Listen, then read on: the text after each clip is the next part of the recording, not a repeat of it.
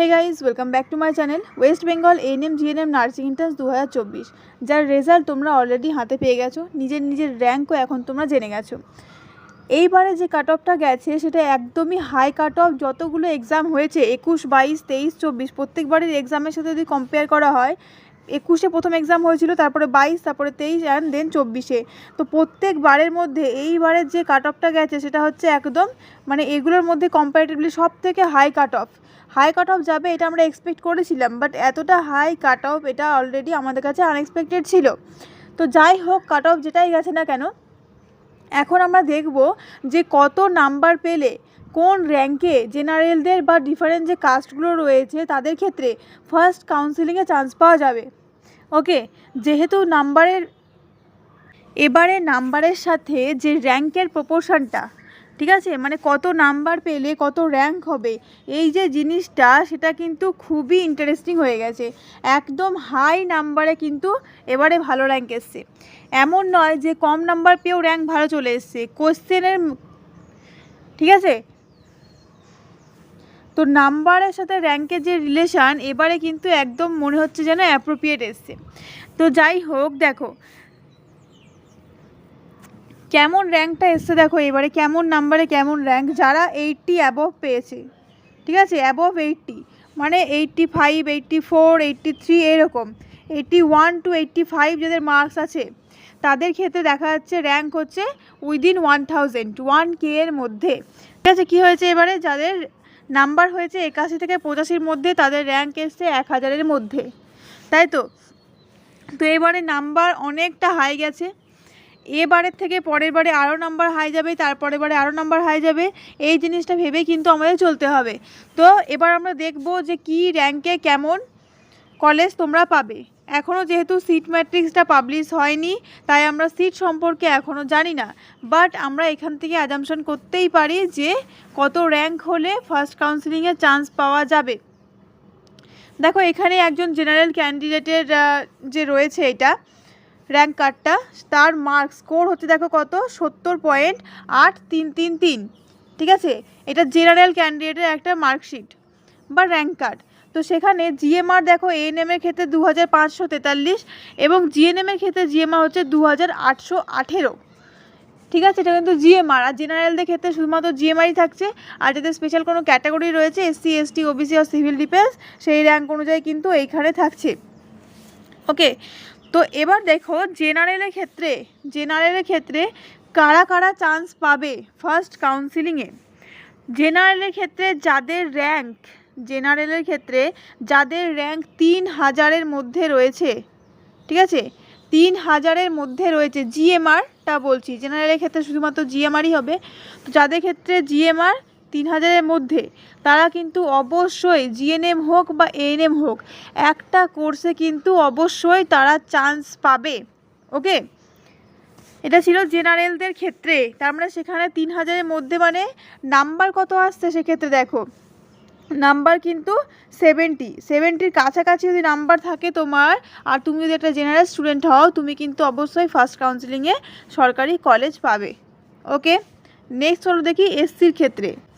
SC category যাদের রয়েছে, schedule caste, তাদের ক্ষেত্রে যদি তোমাদের নাম্বার 65+ থেকে থাকে, এসসি ক্যাটাগরি স্টুডেন্ট যদি তোমার নাম্বার 65+ থাকে এবং তোমার যে জিএমআর, এসসি ক্যাটাগরির ক্যান্ডিডেটের ক্ষেত্রে জিএমআর যদি তোমার 6000 এর কাছাকাছি থাকে, ঠিক আছে, 6000 এর কাছাকাছি থাকে, তাহলে সেক্ষেত্রে তোমার কিন্তু, এটা জিএমআর বললাম, ওকে, ক্যাটাগরি র্যাঙ্ক করিনি কিন্তু আমি, তো সেক্ষেত্রে তোমার কিন্তু অবশ্যই চান্স রয়েছে কাউন্সিলিংয়ে চান্স পাওয়ার, গভর্নমেন্ট কলেজ পাওয়ার। তো অবশ্যই নাম্বারগুলো তোমরা একটু দেখবে, কারণ যেহেতু 65+, এটা কিন্তু এসসির ক্ষেত্রে নাম্বার তোমাদের লাগবেই যাদের এসসি ক্যাটাগরি রয়েছে। নেক্সট বলি এসটি, শিডিউল ট্রাইব যারা রয়েছে, শিডিউল ট্রাইবের ক্ষেত্রে তোমাদের অবশ্যই 55+ মার্কস কিন্তু লাগবে, ঠিক আছে, 55 বা 55+, এইরকম যাদের মার্কস রয়েছে শিডিউল ট্রাইব ক্যাটাগরি ক্যান্ডিডেটদের ক্ষেত্রে, তাদের অবশ্যই কিন্তু তোমরা চান্স পাবে। ফার্স্ট কাউন্সিলিংয়েই ম্যাক্সিমাম চান্স রয়েছে তাদের পেয়ে যাওয়ার, আর না হলে তোমরা সেকেন্ড কাউন্সিলিংয়ে হলেও চান্স কিন্তু সরকারি কলেজে পাবে, এএনএম হোক বা জিএনএম হোক, যেমন তোমার চুজ করে রাখবে তুমি কলেজ চয়েসে সেই রকম। এসটির ক্ষেত্রে যদি 55 সে পেয়ে থাকে তাহলে সেক্ষেত্রে র্যাঙ্ক মোটামুটি 15K এর কাছাকাছি থাকবে, ঠিক আছে। র্যাঙ্ক তাহলে 15K এর কাছাকাছি থাকবে, তাহলে 15K যদি তোমার র্যাঙ্ক হয় তাহলে সেক্ষেত্রে তুমি কিন্তু অবভিয়াসলি চান্স পাবে এসটি ক্যাটাগরি ক্যান্ডিডেটসদের ক্ষেত্রে।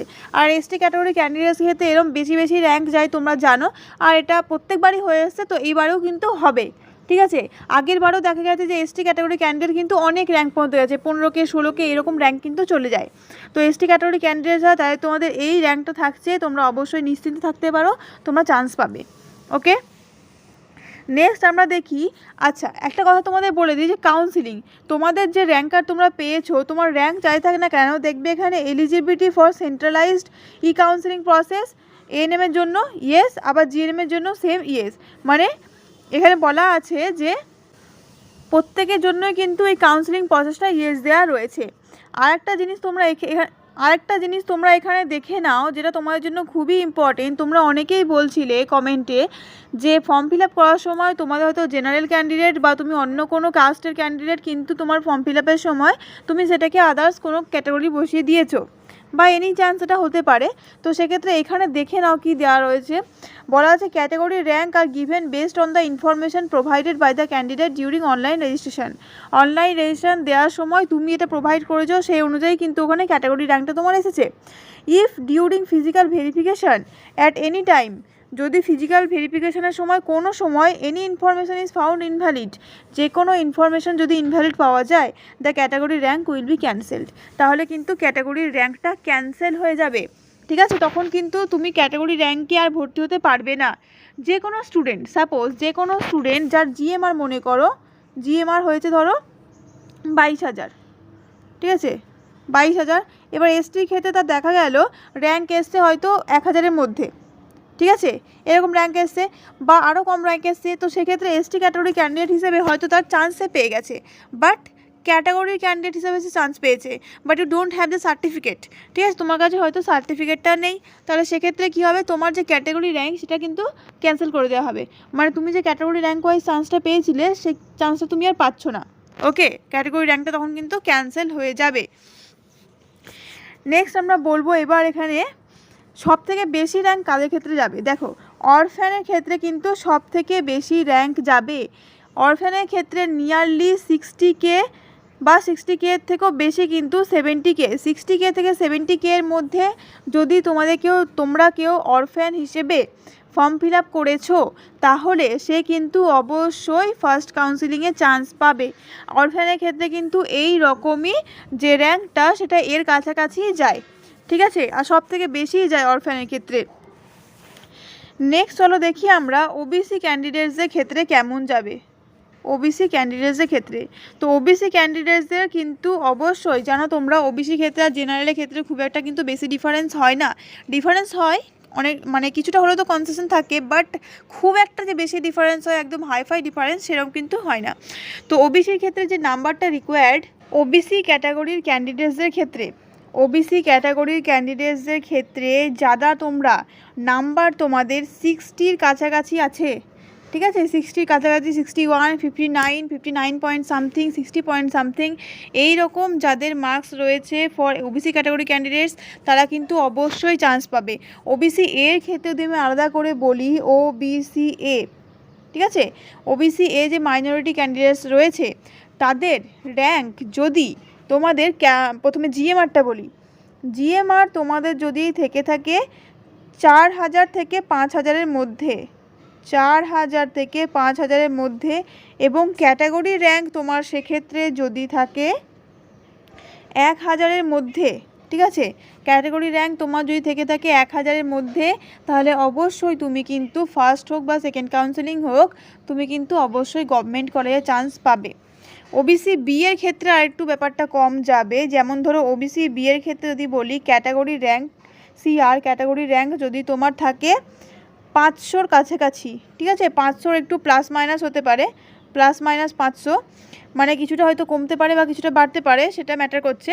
তো এখানে 500-র কাছাকাছি, নিয়ার অ্যাবাউট 500 যাদের ক্ষেত্রে ক্যাটাগরি র্যাঙ্ক ওবিসি বি রয়েছে, তারা কিন্তু অবশ্যই তোমরা গভর্নমেন্ট কলেজে চান্স পাবে। ফার্স্ট কাউন্সিলিংয়েই পাবে এমন বলছি না, কিন্তু তারা গভর্নমেন্ট কলেজে চান্স অবশ্যই পাবে। ওকে, নেক্সট হচ্ছে EWS category candidates, economically weaker section যে ক্যান্ডিডেটসগুলো রয়েছে, যাদের ইডাব্লিউএস সার্টিফিকেট রয়েছে, তাদের কেমন কি র্যাঙ্কে তারা চান্স পাবে। দেখো, ইডাব্লিউএস ক্যাটাগরি ক্যান্ডিডেটসের ক্ষেত্রে কিন্তু বেশ অনেকটাই কনসেশন থাকে, ঠিক আছে, বেশ অনেকটাই কিন্তু কনসেশন থাকে। তো সেক্ষেত্রে ইডাব্লিউএস ক্যাটাগরি ক্যান্ডিডেটস যারা তোমরা 55 to 60 মার্কস পেয়েছো, 55 to 60 মার্কস যারা পেয়েছো, তাদের কিন্তু চান্স রয়েছে ফার্স্ট কাউন্সিলিংয়েই পেয়ে যাওয়ার, ঠিক আছে। 55 থেকে 60 তাদের মার্কস রয়েছে। এবং যাদের ইডাব্লিউএসে category rank CR category rank যাদের তোমাদের 600 এইরকম রয়েছে, ঠিক আছে, প্লাস মাইনাস 600 বলি এখানে, প্লাস মাইনাস 600 মানে একদম তো 600 র্যাঙ্কে তো আর অনেকজন থাকবে না, তো কিছুটা আগে পিছু তো হবেই। তো সেটা তার জন্য আমি প্লাস মাইনাসটা বলছি, যে কেউ হয়তো 580, কারো হয়তো 610, এইরকম র্যাঙ্ক যাদের রয়েছে তারা কিন্তু অবশ্যই পাবে। হ্যাঁ, তারা এনএম হয়তো পাবে না, বাট জিএনএম তারা কনফার্ম পাবে। যে কোনো কাউন্সিলিং হোক, ফার্স্ট বা সেকেন্ড, তোমরা কিন্তু একটা সরকারি কলেজ তোমাদের জন্য অবভিয়াসলি পাচ্ছ, এটা কনফার্ম ধরে রাখো।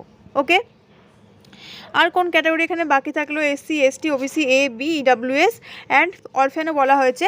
সিডি সিভিল ডিফেন্স যাদের ক্যাটাগরি রয়েছে, সিভিল ডিফেন্সের ক্ষেত্রে কেমন কি র্যাঙ্ক যাবে? সিভিল ডিফেন্সের ক্ষেত্রে নাম্বার অফ সিটস যেহেতু খুব একটা বেশি থাকে না, তাই জন্য সিভিল ডিফেন্সের ক্ষেত্রে যাদের র্যাঙ্ক খুবই ভালো রয়েছে তারাই শুধুমাত্র কিন্তু চান্স পাবে। তো সিভিল ডিফেন্সের ক্যাটাগরি র্যাঙ্ক এখানে মেনশন করি। ক্যাটাগরি র্যাঙ্ক যাদের সিভিল ডিফেন্সের ক্ষেত্রে 200 প্লাস মাইনাস 200 মধ্যে রয়েছে, প্লাস মাইনাস 200, তারা কিন্তু অবশ্যই ফার্স্ট কাউন্সিলিং হোক, সেকেন্ড কাউন্সিলিং হোক, জিএনএম হোক বা এনএম হোক, যে কোনো একটা কোর্সে তারা কিন্তু অবশ্যই চান্স পাবে, ঠিক আছে, অবশ্যই তারা কিন্তু চান্স পাবে। তোমাদের চান্স পাওয়াটা কিন্তু অনেক কিছুর ওপর ডিপেন্ড করছে, আমি বারবার বলি, শুধুমাত্র যে র্যাঙ্কের ওপর তা নয়, মানে ধরো এএনএম কার নিচ্ছে, জিএনএম কার নিচ্ছে, সেই হিসেবে তুমি জিএনএম পাবে কি না তোমার র্যাঙ্কের ওপর ডিপেন্ড করছে, সিট ম্যাট্রিক্সের ওপর ডিপেন্ড করছে, কলেজের চয়েস ফিলিংয়ের ওপর ডিপেন্ড করছে, এরকম কিন্তু অনেক কিছুর ওপর ডিপেন্ড করে এই যে চান্স পাওয়ার ব্যাপারটা, সেটা কিন্তু এত কিছুর ওপর ডিপেন্ড করছে, ঠিক আছে। এবারে কম্পিটিশানটা প্রচুর পরিমাণে বেড়ে গেছে, প্রচুর পরিমাণে। যে র্যাঙ্কটা যে নাম্বারে এক্সপেক্টেড ছিল তার থেকেও কিন্তু আরও বেশি নাম্বার লাগছে সেই সেই র্যাঙ্কটা করার জন্য, ঠিক আছে, অনেক বেশি নাম্বার কিন্তু, মানে এখন ধরো 115 তো তোমাদের পরীক্ষা হয়, 115, তো 115 থেকে কিন্তু অনেকটা নাম্বার সবাই গেন করছে। ইভেন এখন তো 85 প্লাস হলে তবে দেখা যাচ্ছে যে 85 প্লাস, ঠিক আছে, মানে 85 to 90 যদি তোমরা নাম্বার গেন করো পরীক্ষায়, তবে গিয়ে স্কোর যদি তোমার 85 to 90 হয়, তাহলে দেখা যাচ্ছে যে তুমি তোমার যে র্যাঙ্ক সেটা হচ্ছে উইদিন 500। তার মানে কী হচ্ছে দেখো, অনেকটা কাছাকাছি চলে এসছে না, ব্যাপারটা অনেকটা কাছাকাছি চলে এসছে।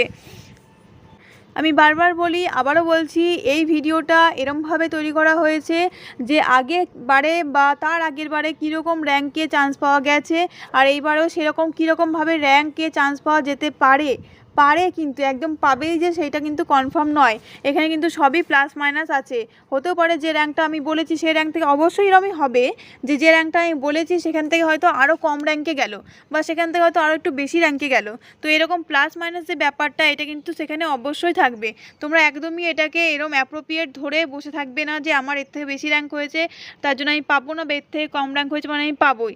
এটা কিন্তু টোটালি ভ্যারি করবে, ঠিক আছে, টোটালি কিন্তু এটা ভ্যারি করবে, এটা কখনোই একদম অ্যাপ্রোপ্রিয়েট এক্স্যাক্ট বলা যায় না।